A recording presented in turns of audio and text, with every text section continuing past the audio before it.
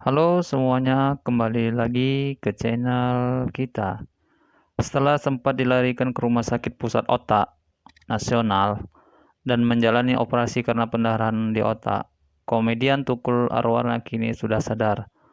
Untuk mengklarifikasi rumor miring beredar, tim dokter Rumah Sakit PON yang menangani Tukul memberikan kabar terbaru sang komedian. Berikut ini kondisi Tukul Arwana pasca operasi termasuk menjalani dokter mengenai penyebab pendarahan otak yang dialami presenter acara One Man Show itu. 1. Mulai stabil dan responsif. Dr. Arif Rahman Kamal, SPS, kondisi Tukul Arwana secara keseluruhan sudah mulai stabil.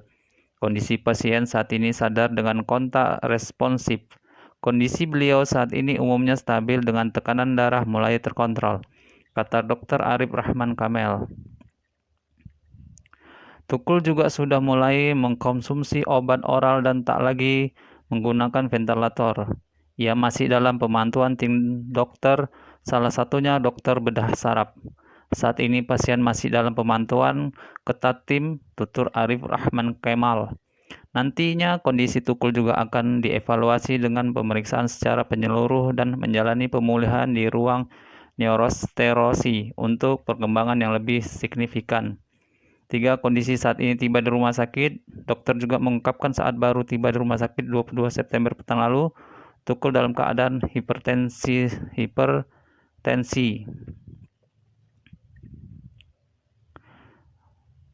dan tekanan yang tidak stabil. Pasien kami terima dalam kondisi hipertensi, tensi terdeteksi di IGD sekitar 200-an, ungkap Dr. Sardiana Salam. Setelah diperiksa ditemukan bahwa terjadi pendarahan sekitar 80 mm pada Tukul. Kemungkinan besar ini salah satu respon pendarahan yang spontan kena hipertensi, jelas Dr. Sardiana Salam lagi. Dr. Riki Gustanto Kurniawan menambahkan Tukul juga hampir kehilangan kesadaran. Saat masuk UGD, Mas Tukul dalam keadaan nyeri kepala, ada kelemahan tubuh satu sisi, muntah-muntah, dan mulai mengantuk, mengalami penurunan kesadaran. Dengan kondisi ini, akhirnya tim dokter memutuskan untuk melakukan operasi. Dr.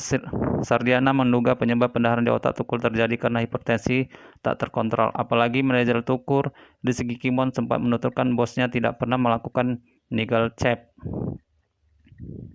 Yang tadi disampaikan Mas Kimon tidak pernah medical check up, jadi tidak terdeteksi. Ketika memeriksa diri sebelum menerima vaksin COVID beberapa waktu lalu pun tekanan darah Tukul sudah 160/100. Kemungkinan ini hipertensi yang memang tidak diketahui jadi tidak terkontrol. Riwayat yang tidak terdeteksi inilah yang menyebabkan pecah pembuluh darah yang akhirnya menyebabkan pendarahan di otak, jelas kata dokter.